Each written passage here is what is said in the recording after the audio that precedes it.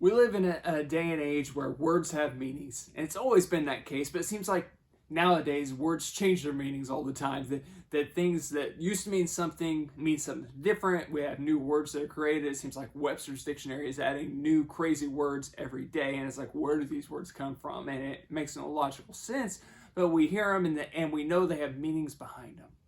In the church, we have many words that church people know. They're those churchy terms. One of those terms is faith. What is faith? Well, to everybody, faith means something different. But to God and His Word, in Hebrews chapter 11, Paul tells us the specific definition for what faith is. He says this in verse 1 of chapter 11. Now faith is confidence in what we hope for, and assurance about what we do not see.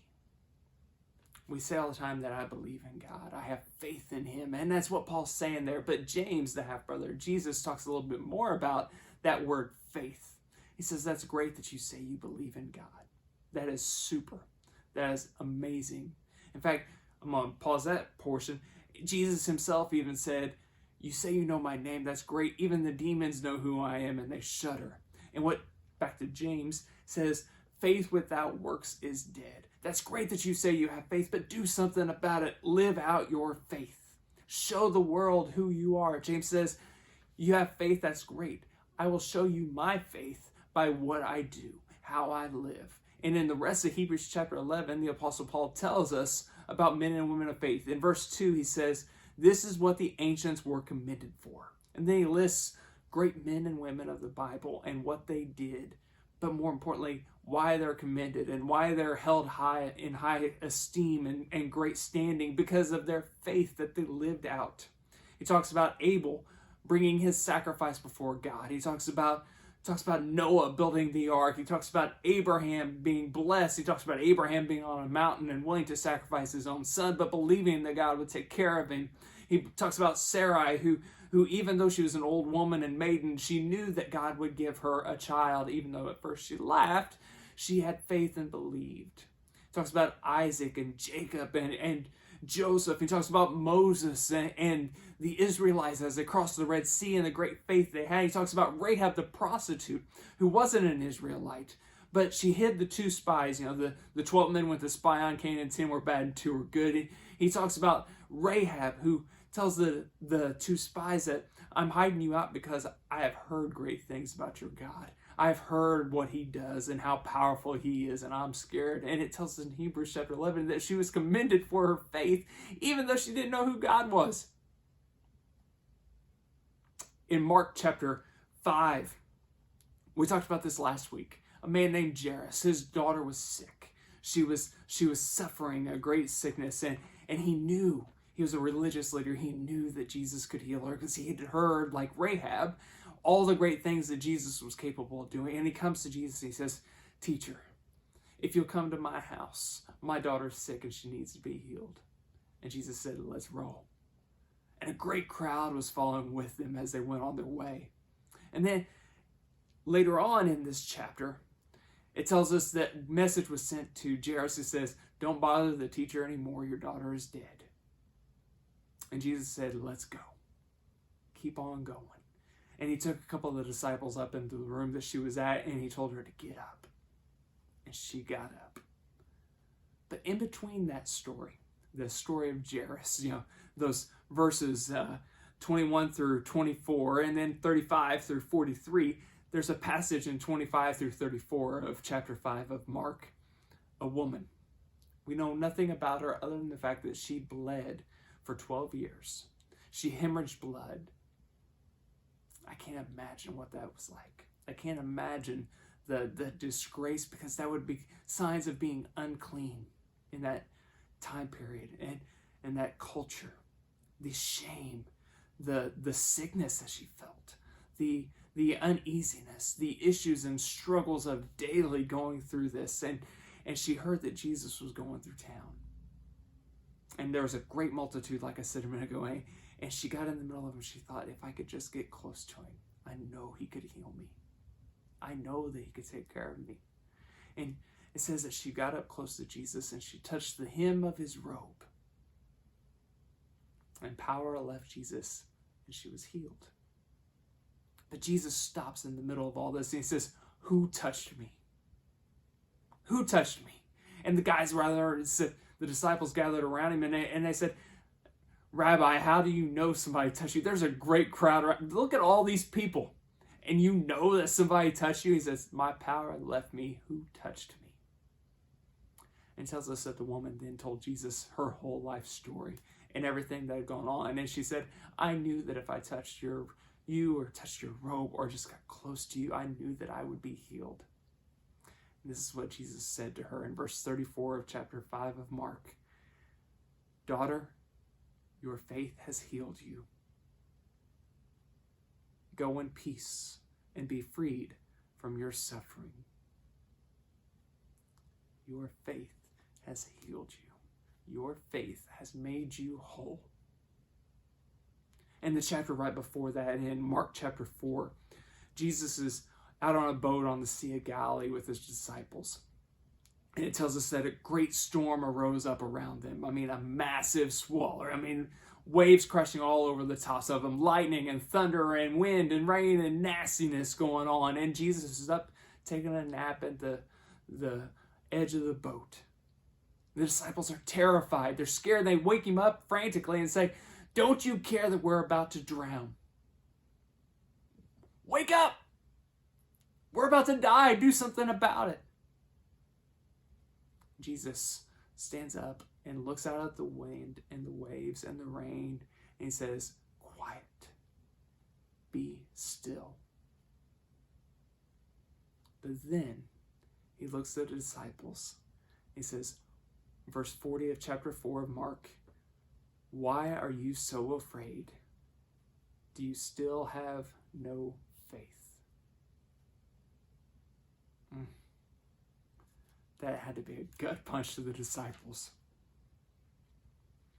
And in Matthew chapter 17, and this is also found in Mark chapter 9, Jesus has a young boy brought to him by a man whose the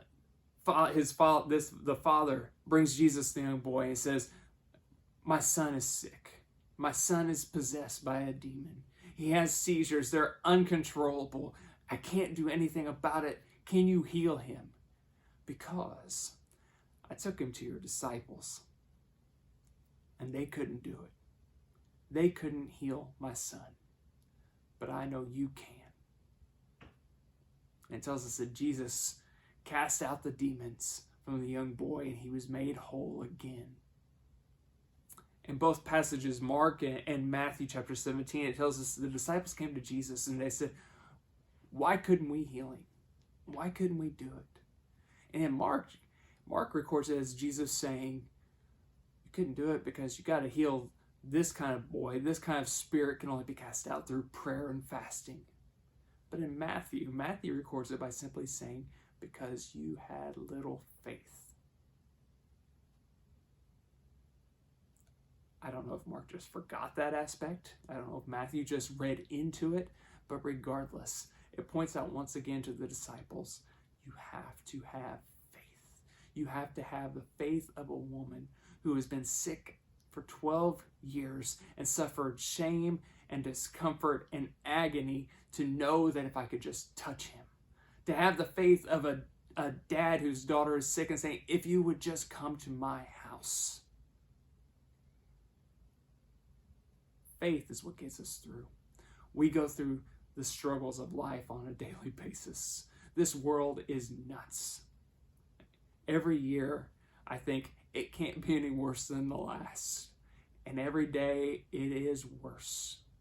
But I believe that we are going to be fine because we have a Savior who loved us so much that he died on the cross for us, but also the fact that he said, "I am coming back to get you and take you to where I am," as he told the disciples in John chapter 14. We have the promise of eternal life. We have the promise of healing on this earth. James tells us that if any of you lacks wisdom, you should ask. But don't doubt. Believe that it's going to come true. Paul tells us time and time again through his letters that ask. Anybody that has needs, ask, and it will be given to you. Jesus himself said, ask, seek, and knock. Keep on asking, keep on seeking, keep on knocking, keep on searching for me. Have faith and believe in me. One thing that Paul says that I think is so, so important throughout his letters, he says, ask and it'll be given to you, but you have to ask according to God's will. See, that's where we get hung up sometimes of, well, I asked and he didn't answer. But what according to his will. That's why in Matthew chapter 5, when Jesus gave us the Lord's Prayer, Matthew chapter 6, he says, not my will, but yours be done. Our Father which art in heaven, hallowed be thy name. Thy kingdom come, thy will be done on earth as it is in heaven. He's telling us, I know that you are in control. I don't want what I want, I want what you want. When Jesus was on the mountaintop, before he was ready to go to the cross, he prayed to God, take this cup from me. As he's in the Garden of Gethsemane, he's praying time and time again, Lord, I don't want to go, but if you want me to, not my will, but yours be done. And that's the thing with faith, is believing in what we can't see, but knowing that he is going to be there for us. And that we can do all things. And, one of the most quoted verses in Scripture these days is Philippians chapter 4, verse 13. I can do all things through Christ who gives me strength. And that is true. But you got to go back to that first portion of Philippians chapter 4. Rejoice in the Lord always. And again, I say rejoice. Let your reasonableness be known to all generations. Let everybody know you have God in your life. And when you do that, you can do everything. And because you have everything, you can rejoice. In Mark chapter 11, we find the story of Jesus going into Jerusalem, and he was hungry. And as he was passing along, he saw a fig tree, but it wasn't season for the figs to be in bloom. So when they got to the tree and he knew there was only leaves, he cursed the tree and said, may you never bear fruit again. The next morning, as they were passing by, Peter looked out and he said, teacher, look at the tree. And it was withered. It was broken. It was done. And Jesus said this to Peter, have faith in God. Truly I tell you, if anyone says to this mountain, go and throw yourself into the sea, and does not doubt in their heart, but believes that what they say will happen, it will be done for them. Therefore I tell you, whatever you ask and for in prayer, believe that you have received it, and it will be yours. We call this faith, in believing that he's going to take care of us. We started out with Hebrews chapter 11, verse 1. Now faith is confidence in what we hope for and assurance what we do not see. And then over in verse 6, he says this, and without faith, it is impossible to please God, because anyone who comes to him must believe that he exists and that he rewards those who earnestly seek him. You may not be seeing God face to face at this moment, but believe in him. You may not be feeling God at this moment. Believe he is there. You may not be certain of what tomorrow holds. Believe that he holds tomorrow in the palm of his hand. You may not know where you will spend eternity. Believe that he has a place stored up for you, prepared specifically for you. That's faith. Have a great week.